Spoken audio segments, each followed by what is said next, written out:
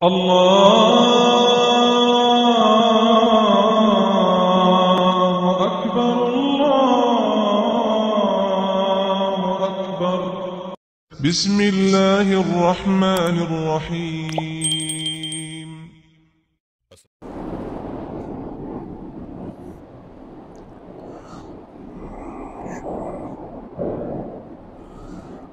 إن الحمد لله نحمده ونستعينه ونستغفره ونعوذ بالله من شرور أنفسنا ومن سيئات أعمالنا من يهده الله فلا مضل له ومن يضلل فلا هادي له وأشهد أن لا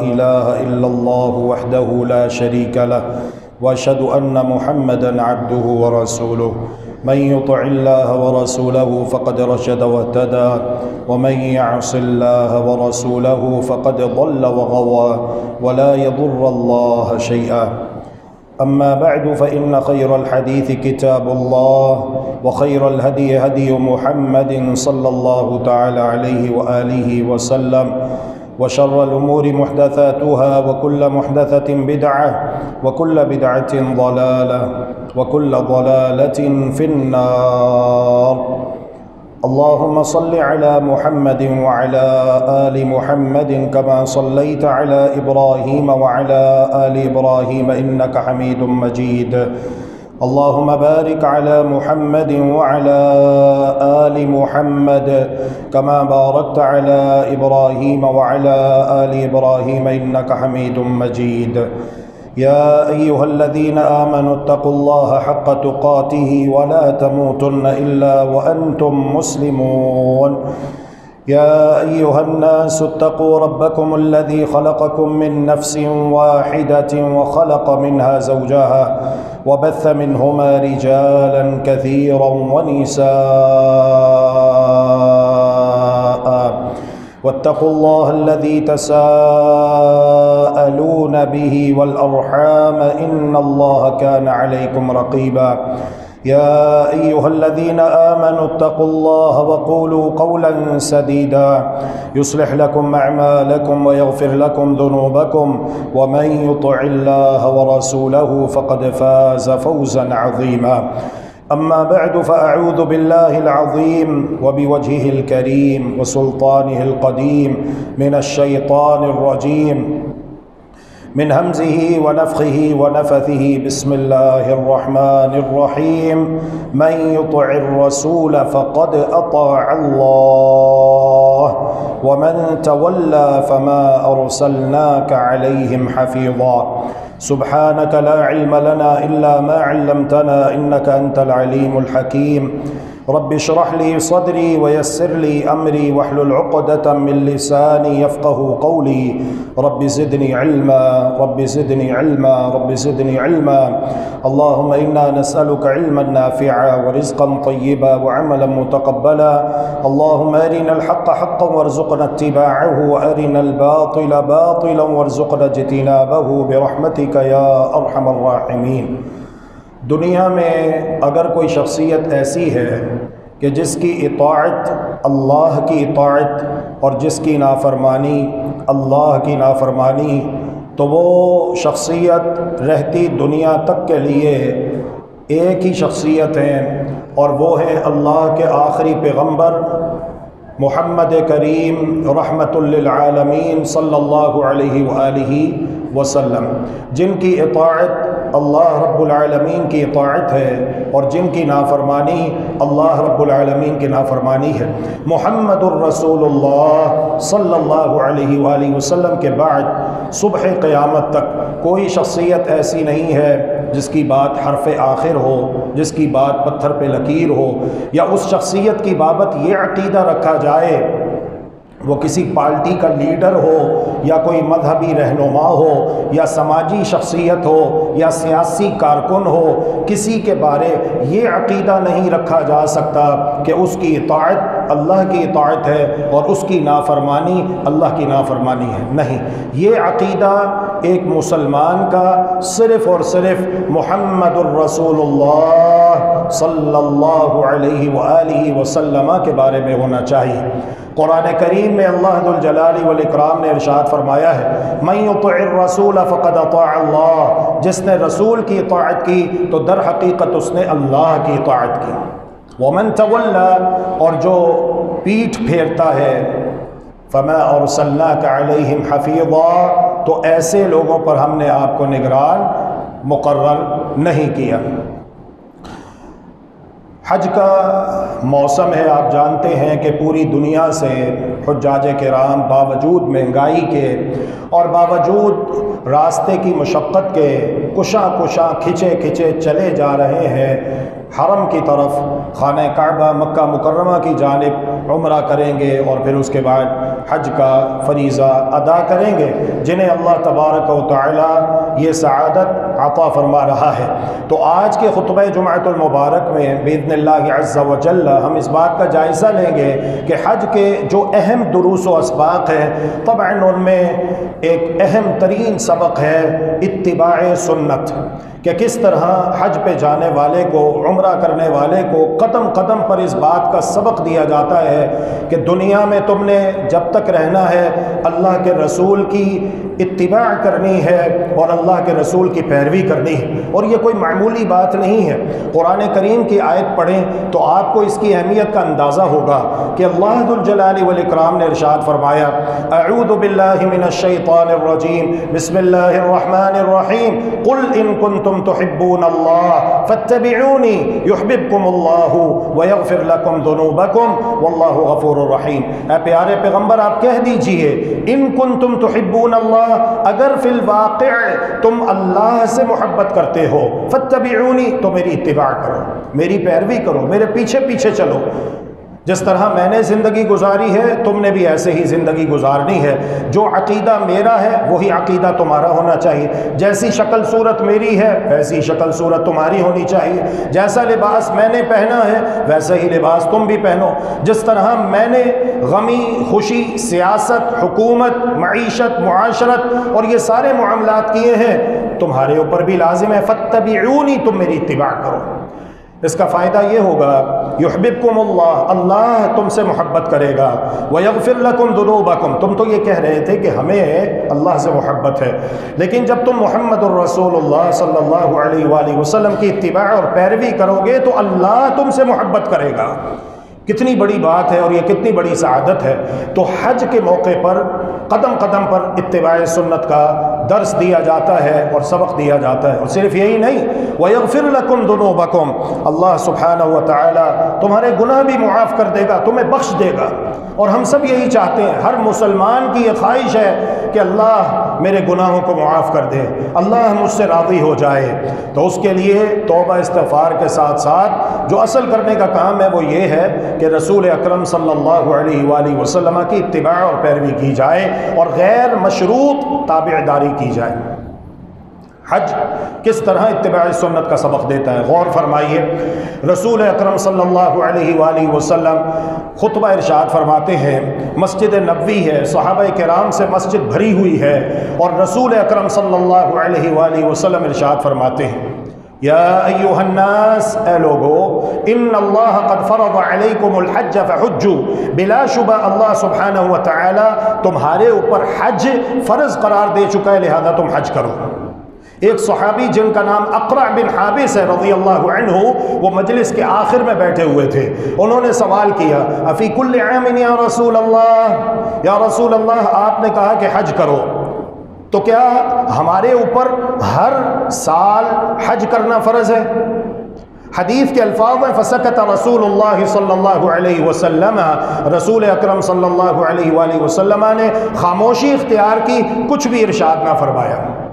وہ صحابی یہ سمجھے ہوں کہ شاید میرا سوال اللہ کے رسول تک نہ پہنچ پایا ہو، انہوں نے دوبارہ اپنا سوال دہرایا، یا رسول اللہ آپ نے کہا کہ ہر سال حج کرو، تو یہ بات تو ہمیں، آپ نے کہا کہ تمہارے اوپر حج فرض ہے، یہ بات تو ہمیں سمجھ آ گئی، سوال یہ ہے کہ افی کل عام یا رسول اللہ، کیا ہمارے لیے ہر سال حج کرنا فرض ہے، لازم ہے، ضروری ہے؟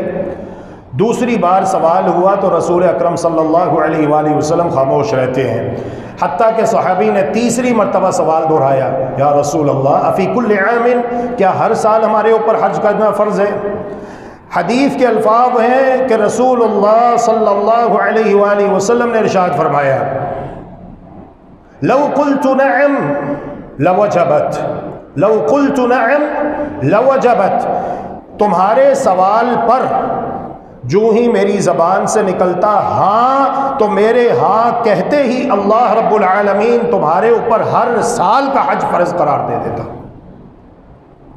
اب بات عقیدے اور منہج کی ہے، کیا یہ عقیدہ دنیا میں کسی لیڈر کے بارے میں، دنیا کے کسی بھی شخصیت کے بارے میں رکھا جا سکتا ہے کہ اس کی زبان سے جو کچھ بھی نکلے گا وہ حق ہے، وہ وحی ہے، وہ من جانب اللہ ہے؟ اللہ کی قسم نہیں۔ اگر کوئی انسان یہ عقیدہ رکھتا ہے کسی شخصیت کے بارے میں تو یاد کر لیجئے وہ محمد الرسول اللہ صلی اللہ علیہ وسلم کی شان میں گستاخی کرتا ہے، وہ گستاخ رسول ہے کہ جو مقام اور مرتبہ اللہ کے رسول صلی اللہ علیہ وسلم کا ہے، اس نے یہ مقام اور مرتبہ اللہ کے رسول صلی اللہ علیہ وآلہ وسلم کے علاوہ کسی اور کو دے ڈالا، اور یہ پرلے درجے کی اللہ کے رسول کی گستاخی ہے۔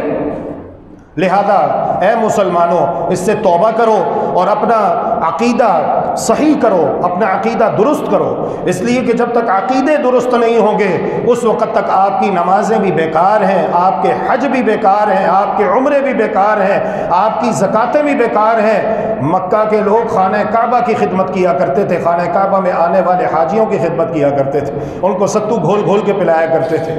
دنیا والوں کی نگاہ میں تو وہ اپنے آپ کو بڑا چیمپئن سمجھتے تھے، لیکن اللہ رب العالمین کے نزدیک وہ صفر تھے، زیرو تھے، کچھ بھی نہیں تھے۔ اور اللہ رب العزت نے صاف اعلان کیا، قرآن مجید کے اندر لکھا ہوا ہے، ما كان للمشرکین ان یعمروا مساجد اللہ شاہدین علی انفسہم بالکفر، ان کے دلوں میں کفر ہے، وہ ایمان کا دعویٰ کرتے ہیں، اللہ کہہ رہا ہے کہ ان کے دلوں میں تو کفر ہے۔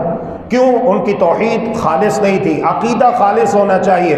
لہذا ہر مسلمان کا یہ عقیدہ ہونا چاہیے کہ یہ مقام اور مرتبہ اگر کسی کا ہے رہتی دنیا تک تو وہ صرف ایک ہی شخصیت ہے، اور وہ ہے محمد الرسول اللہ صلی اللہ علیہ وآلہ وسلم، کہ آپ کی زبان مبارک سے جو نکلے گا وہ حق ہے، وہ وحی ہے، اور جو آپ کریں گے وہ حق ہے، وہ وحی ہے، اور یہ مقام اور مرتبہ آپ کے بعد کسی بھی امتی کا نہیں ہو سکتا ہے۔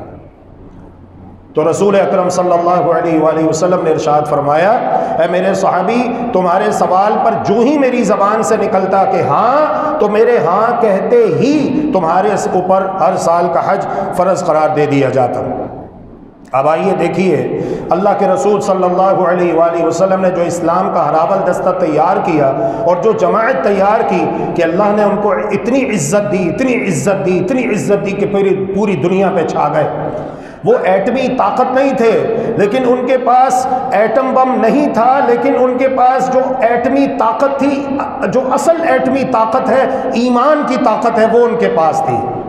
ان کے پاس عقیدہ تھا، عقیدہ توحید تھا، عقیدہ ولاء و براء تھا، دوستی دشمنی کا عقیدہ، دوستی کس کے ساتھ کرنی ہے، دشمنی کس کے ساتھ رکھنی ہے، یہ بھی عقیدہ ہے۔ اسلام ہماری رہنمائی کرتا ہے، تمہارا دوست کون ہو، تمہارا دشمن کون ہو۔ توحید کا عقیدہ ان کے پاس تھا۔ توحید کی 3 اقسام ہیں، کیا آپ کو یاد ہے، کیا آپ جانتے ہیں؟ اگر میں آپ سے پوچھوں آپ مجھے بتا سکتے ہیں توحید کی 3 اقسام کون سی ہیں؟ توحید ربوبیت، توحید الوہیت، توحید اسماء و صفات۔ پھر اگر میں آپ سے پوچھوں کہ بتائیے توحید ربوبیت میں کیا ہے، کسے کہتے ہیں توحید ربوبیت، کیا آپ مجھے سمجھا سکتے ہیں؟ کیا کوئی غیر مسلم آپ کے پاس آ جائے تو آپ اسے اسلام کی دعوت دے سکتے ہیں؟ آپ کے پاس دلائل ہیں؟ سوچئے، لمحہ فکریہ ہے۔ اللہ تبارک و تعالی ہم سب کو سوچنے سمجھنے اور ان باتوں کے تقاضے پورے کرنے کی توفیق عطا فرمائے، آمین۔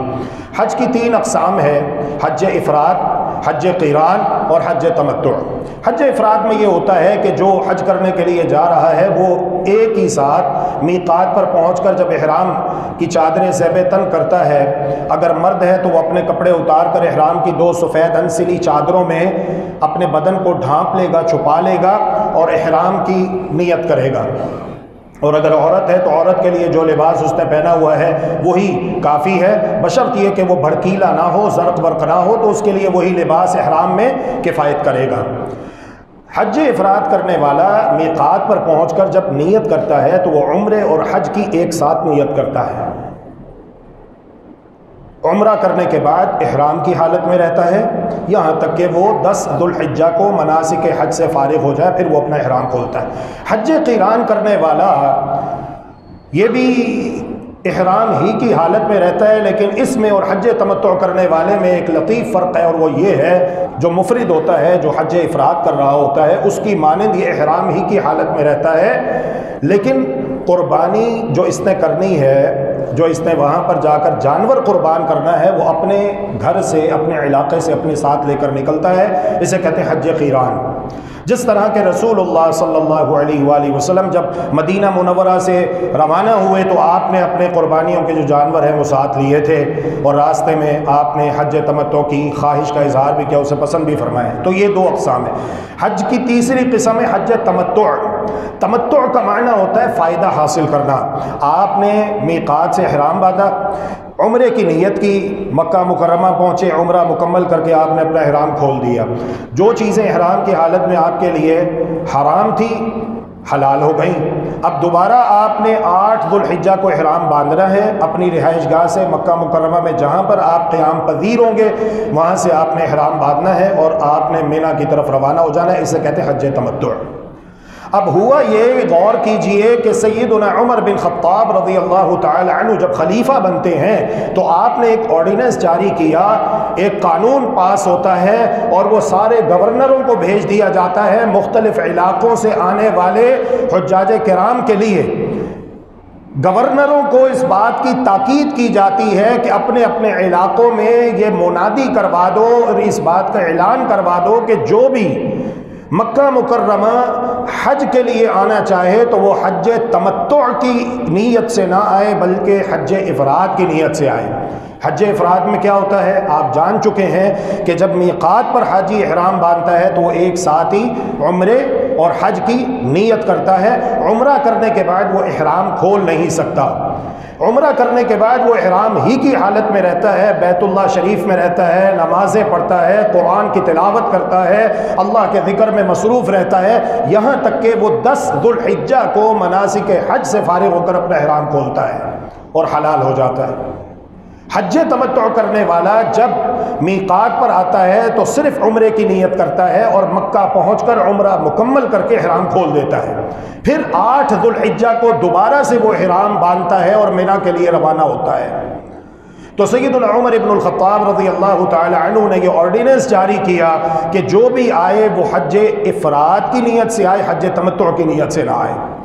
ظاہر ہے کہ جب یہ بات پھیلی تو ان کے بیٹے تک بھی پہنچی۔ ان کے بیٹے کا نام ہے سیدنا عبداللہ ابن عمر رضی اللہ تعالی عنہما۔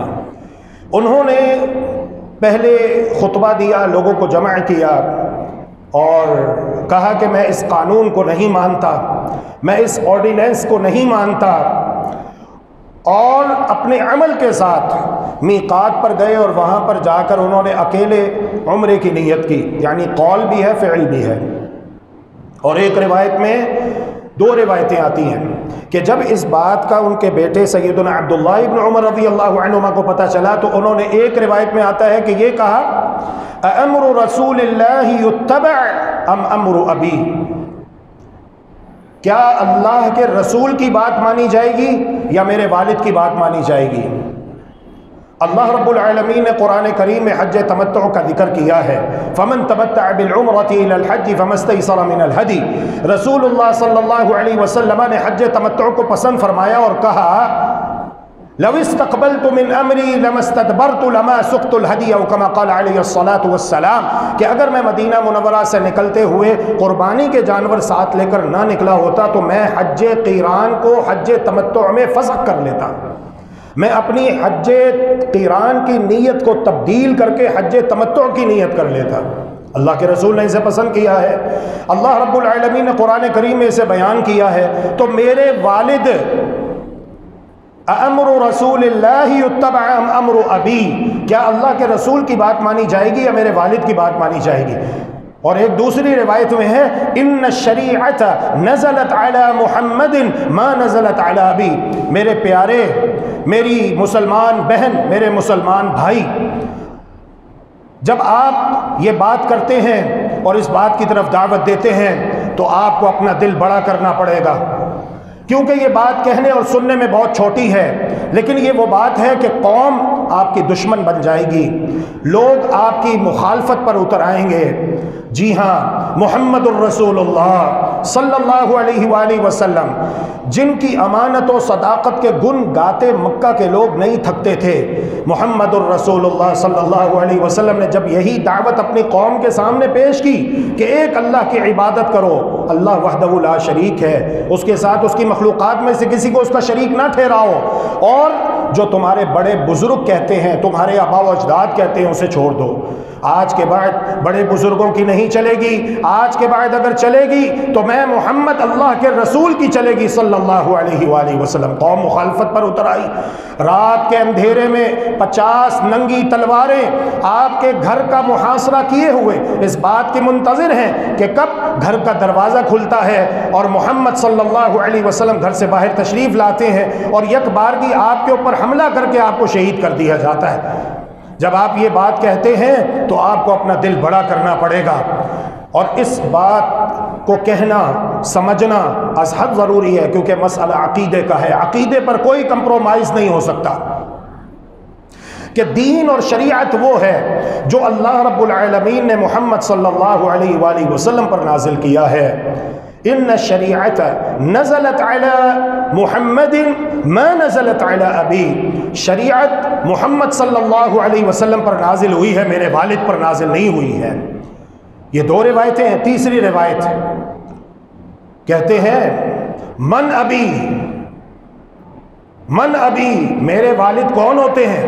اللہ اکبر، اللہ اکبر، اللہ اکبر۔ من ابی، who is my father، کون ہوتے ہیں میرے والد؟ یہ کہنے والے لوگ اسے گستاخی کہیں گے، لوگ، میں ایک ایک لفظ ذمہ داری کے ساتھ کر رہا ہوں، کوئی جذبات نہیں ہے، ذمہ داری کے ساتھ الحمدللہ، لوگ اسے گستاخی کہیں گے۔ لو جی دیکھو، عبداللہ ابن عمر نے جو کہ بیٹے ہیں، انہوں نے اپنے باپ کی گستاخی کی، یہ تو اپنے باپ کے گستاخ ہو گئے، لوگ اسے گستاخی کہیں گے۔ من ابی، یہ کہنے والے میرے باپ کون ہوتے ہیں، لیکن نہیں، یہ گستاخی نہیں ہے، یہ گستاخی نہیں ہے۔ کیوں؟ اس لیے کہ ہم مسلمان کلمہ پڑھتے ہیں لا الہ الا اللہ، کوئی معبود برحق نہیں سوائے اللہ کے۔ طریقہ عبادت اور کون سا کام عبادت ہے، کون سا کام عبادت نہیں ہے، ان تمام سوالوں کا جواب ہے محمد الرسول اللہ صلی اللہ علیہ وسلم۔ محمد صلی اللہ علیہ وآلہ وسلم اللہ کے رسول ہیں۔ آپ نماز پڑھیں تو محمدی نماز پڑھیں، کوئی اور نماز نہیں پڑھ سکتے۔ میں اس کی نشاندہی کروں یا نہ کروں، بس آپ سمجھ جائیں، سمجھدار کے لیے اشارہ ہی کافی ہوتا ہے، سمجھدار کے لیے اشارہ ہی کافی ہوتا ہے، اور بے وقوف کے لیے دلیلیں ناکافی ہو جاتی ہیں۔ تو میں آپ کو سمجھدار سمجھتا ہوں، تو سمجھدار کے لیے اشارہ ہی کافی ہوتا ہے کہ ہم نے لا الہ الا اللہ محمد الرسول اللہ صلی اللہ علیہ وسلم کلمہ طیبہ کا اقرار کیا ہے، تو ہم نماز پڑھیں گے تو محمد ہی پڑھیں گے۔ کیوں؟ ہم کوئی اور نماز کیوں نہیں پڑھ سکتے؟ بھائی اس لیے نہیں پڑھ سکتے کہ ہم نے کلمہ پڑھا ہے لا الہ الا اللہ محمد الرسول اللہ صلی اللہ علیہ وسلم، کسی اور کا ذکر ہی نہیں ہے۔ اگر آپ ہم سے کوئی اور نماز پڑھوانا چاہتے ہیں تو پہلے آپ خود کلمہ پڑھیے لا الہ الا اللہ، پھر جس کی آپ نے نماز پڑھانی ہے اس کا کلمہ پڑھو، پھر پڑھتے رہو اس کی نماز۔ اور اگر یہ جرت نہیں ہے اور یقیناً نہیں ہے آپ کے اندر، تو پھر مان لو، ضد چھوڑ دو، تعویلیں نہ کرو کہ نماز ہم نے جو پڑھنی ہے وہ صرف اور صرف محمدی نماز پڑھنی ہے، اور اللہ رب العالمین نے بھی جو نماز قبول کرنی ہے وہ نماز محمدی قبول کرنی ہے۔ ہم نے جو حج کرنا ہے وہ حج محمدی کرنا ہے۔ کیوں؟ اس لیے کہ کلمہ پڑھا ہے لا الہ الا اللہ محمد الرسول اللہ صلی اللہ علیہ وسلم۔ کوئی اور حج ہم نہیں کر سکتے. کیوں؟ اس لیے کہ ہم نے کلمہ کسی اور کا نہیں پڑھا، ہم نے تو کلمہ محمد الرسول اللہ صلی اللہ علیہ وسلم کا پڑھا ہے. اس لیے ہم نماز محمدی پڑھیں گے، عقیدہ محمدی بنائیں گے، حج محمدی کریں گے، روزہ محمدی رکھیں گے، اور زندگی انشاءاللہ محمد الرسول اللہ صلی اللہ علیہ وآلہ وسلم کے منہج کے مطابق گزاریں گے. غمی خوشی، لین دین، تجارت، معیشت، معاشرت، سیادت، سیاست، حکومت. کیوں؟ اس لیے کہ کلمے میں ایک ہی شخصیت کا ذکر ہے، اور وہ ہے محمد الرسول اللہ صلی اللہ علیہ وسلم. اب یہ عقیدہ ہے.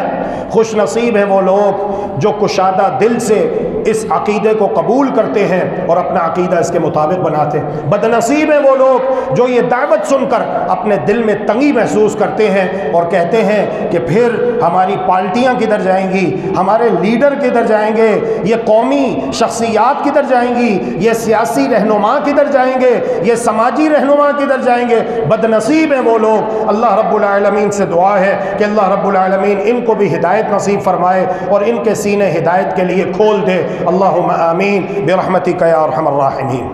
من ابی، میرے والد کون ہوتے ہیں؟ جی آئیے علم حاصل کریں، اور اللہ کی توفیق سے میں آپ کو بتاتا ہوں کہ سیدنا عمر بن خطاب رضی اللہ تعالی عنہ کون ہیں. سیدنا عمر بن خطاب رضی اللہ تعالی عنہ مراد رسول ہیں. اللہ کے رسول دعا مانگا کرتے تھے، اللہم اعز الاسلام بعمر بن الخطاب او بعمر بن ہشام. اے اللہ عزت دے دے اسلام کو عمر بن خطاب کے ساتھ یا عمر بن ہشام کے ساتھ. اللہ رب العالمین کا انتخاب عمر بن ہشام نہ تھا بلکہ عمر بن خطاب تھے رضی اللہ تعالی عنہ. عمر رضی اللہ عنہ مراد رسول ہیں، اللہ رب العالمین کا انتخاب ہے. عمر رضی اللہ عنہ کون ہیں؟ جن کے بارے میں ان کے بیٹے یہ کہہ رہے ہیں who is my father، من ابی، کون ہوتے ہیں یہ میرے والد، یہ کہنے والے. آئیے میں بتاتا ہوں کہ کون ہیں. جب آپ نے کلمہ پڑھا اور آپ مسلمان ہو گئے تو کفار و مشرکین کی چیخیں نکل گئیں. انہوں نے نوحہ اور ماتم شروع کر دیا اور وہ یہ کہہ رہے تھے الیوم انتصف منا المسلمون، آج مسلمانوں نے ہم سے ہماری آدھی طاقت چھین لی. آج مسلمانوں نے ہم سے ہماری آدھی طاقت چھین لی. عمر فاروق رضی اللہ تعالی عنہ کون ہیں؟ وہ ہیں عمر فاروق رضی اللہ تعالی عنہ. اسلام قبول کیا، رسول اللہ صلی اللہ علیہ وسلم کی خدمت اقدس میں حاضر ہوئے، نماز کا وقت ہوا. آپ جانتے ہیں مکہ مکرمہ میں مکی دور میں دار ارقم میں چھپ کر نماز پڑھی جاتی تھی. یا رسول اللہ، ہم خانہ کعبہ میں نماز کیوں نہیں پڑھتے؟ ہم دار ارقم میں چھپ کر نماز کیوں پڑھتے ہیں؟ رسول اللہ صلی اللہ علیہ وآلہ وسلم نے ارشاد فرمایا عمر، تمہاری قوم ہمیں خانہ کعبہ میں نماز پڑھنے سے روکتی ہے. یا رسول اللہ، میری غیرت گوارا نہیں کرتی کہ میرے ایمان اسلام قبول کرنے کے بعد ہم چھپ کر نماز پڑھیں. یا رسول اللہ، آج ہم خانہ کعبہ میں نماز پڑھیں گے. دلیر عمر، بہادر عمر، شجاع عمر شمشیر کو بے نیام کیا، چمکتی ہوئی تلوار کو ہوا میں لہرا رہے ہیں اور اللہ کے رسول صلی اللہ علیہ وآلہ وسلم کے ساتھ ایک سپاہی کی حیثیت سے چلتے ہوئے چلے جا رہے ہیں اور ہاں میں تلوار کو اس طرح سے اٹھایا ہوا ہے، لہرا رہے ہیں اور کہہ رہے ہیں مکہ والو سنو، تم میں سے جس نے اپنی بیوی کو بیوہ چھوڑنا ہو، اپنے بچوں کو یتیم چھوڑنا ہو، تم میں سے جس نے اپنے ماں باپ کو بے سہارا چھوڑنا ہو، وہ آئے، میں عمر کا راستہ روکے، میں نماز خانہ کعبہ میں پڑھنے کے لیے جا رہا ہوں. کدھر ہیں آج ایسے بہادر؟ کدھر ہیں آج ایسے دلیر؟ کدھر ہیں آج ایسے شجاع؟ کدھر گئے محمد بن قاسم؟ کدھر گیا طارق بن زیاد؟ کدھر ہیں صلاح الدین ایوبی؟ کدھر ہیں وہ مائیں جو صلاح الدین ایوبی جیسے بچے جنتی ہیں؟ کدھر ہیں وہ مائیں جو اپنے بچوں کی محمد بن قاسم جیسی تربیت کرتی ہیں؟ کدھر ہیں وہ مائیں جو اپنے بچوں کو خالد بن ولید کی لوری سناتی ہیں؟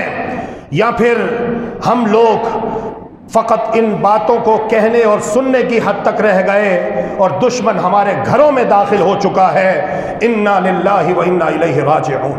شمشیر بے نیام کو ہوا میں لہرا رہے ہیں اور کہہ رہے ہیں، اے میری قوم، جس نے اپنے بچوں کو یتیم کرنا ہو، اپنی بیوی کو بیوہ چھوڑنا ہو، اپنے ماں باپ کو بے سہارا چھوڑنا ہو، آئے میرا راستہ روکے، میں نماز پڑھنے کے لیے خانہ کعبہ میں جا رہا ہوں۔ وہ عمر رضی اللہ تعالی عنہ، کون عمر؟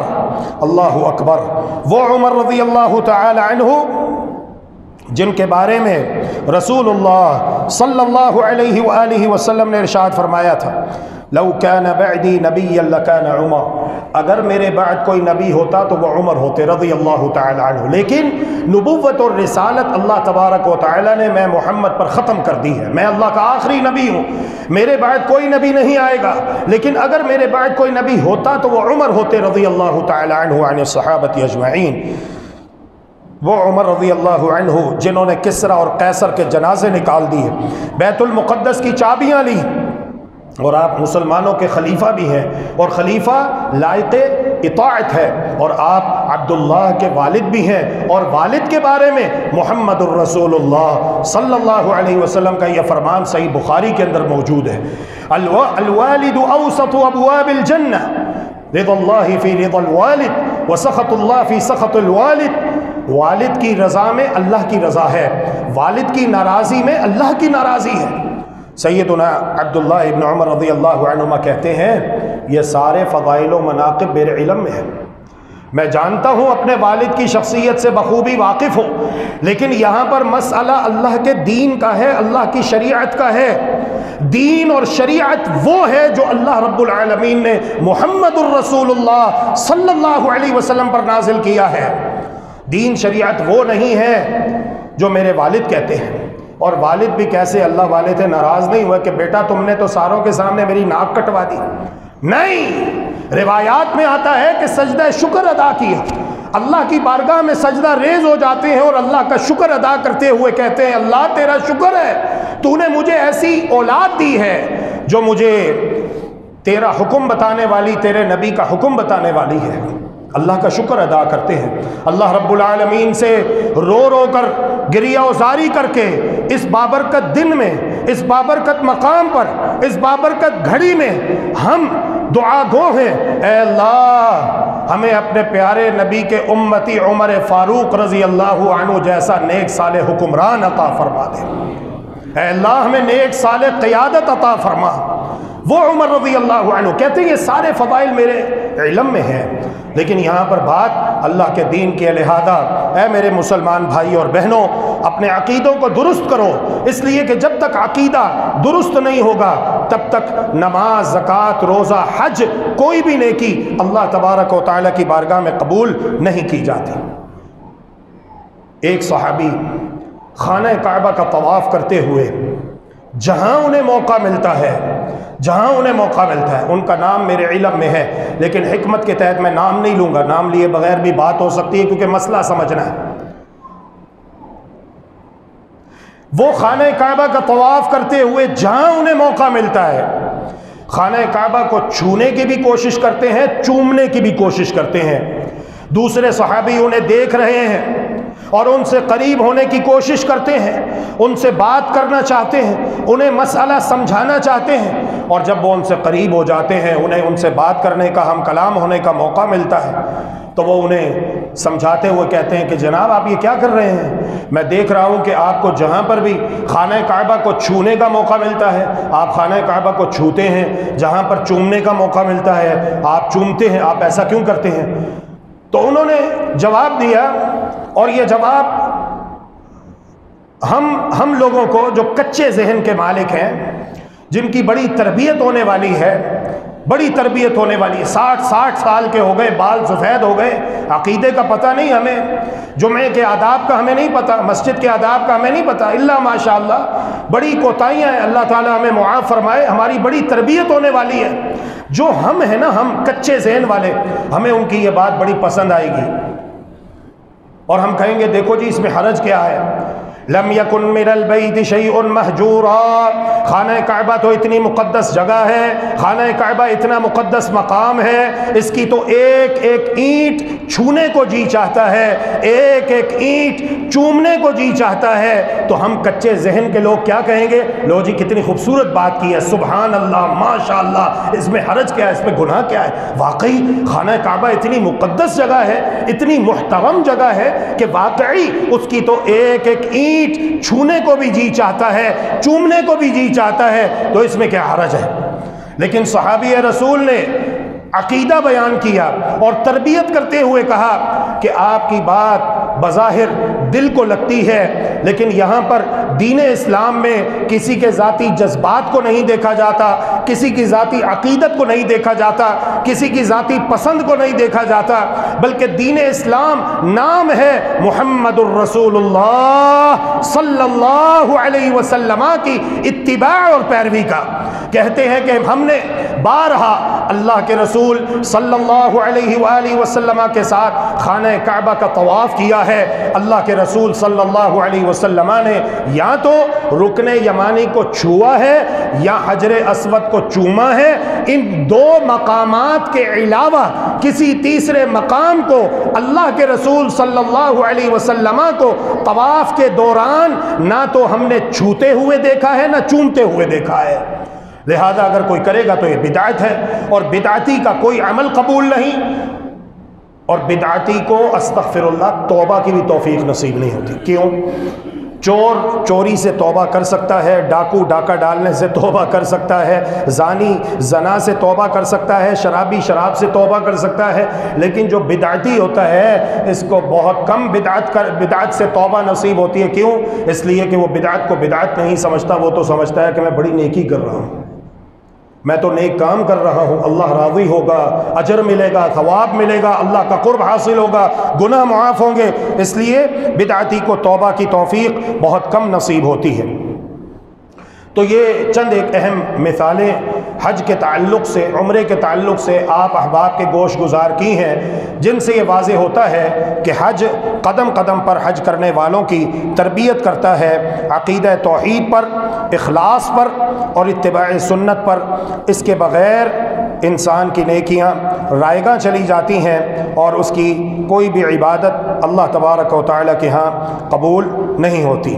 یہ ہے اتباع سنت کی وہ انقلابی فکر جو حج کے ذریعے سے ایک باشعور مسلمان میں پیدا کی جاتی ہے، لیکن افسوس رہ گئی رسم ادا، روح بلالی نہ رہی۔ وآخر دعوانا ان الحمد للہ رب العالمین رحیم۔ الحمد للہ والصلاة والسلام علی رسول اللہ وعلی آلہ وصحبہ ومن والاه وبعد ان اللہ وملائکتہ یصلون علی النبی یا ایہا الذین آمنوا صلوا علیہ وسلموا تسلیما۔ اللہم صل علی محمد وعلی آل محمد كما صليت على إبراهيم وعلى آل إبراهيم إنك حميد مجيد۔ اللهم بارك على محمد وعلى آل محمد كما باركت على إبراهيم وعلى آل إبراهيم إنك حميد مجيد۔ اللهم أعز الإسلام والمسلمين وأذل الشرك والمشركين ودمر على أعدائك أعداء الدين، واجعل اللهم هذا البلد آمنا مطمئنا سخاء رخاء وسائر بلاد المسلمين۔ ربنا آتنا في الدنيا حسنة وفي الآخرة حسنة وقنا عذاب النار۔ اللهم اشف مرضانا ومرضى المسلمين، اللهم اشفنا بشفائك وداونا بدوائك وعافنا من بلائك يا أرحم الراحمين۔ رب ارحمهما كما ربياني صغيرا، رب ارحمهما كما ربياني صغيرا، رب ارحمهما كما ربياني صغيرا۔ يا مقلب القلوب ثبت قلوبنا على دينك، اللهم ردنا إلى الكتاب والسنة ردا جميلا، اللهم ردنا إلى الكتاب والسنة ردا جميلا۔ اللهم اجعل ولايتنا في من خافك واتقاك واتبع رضاك يا أرحم الراحمين۔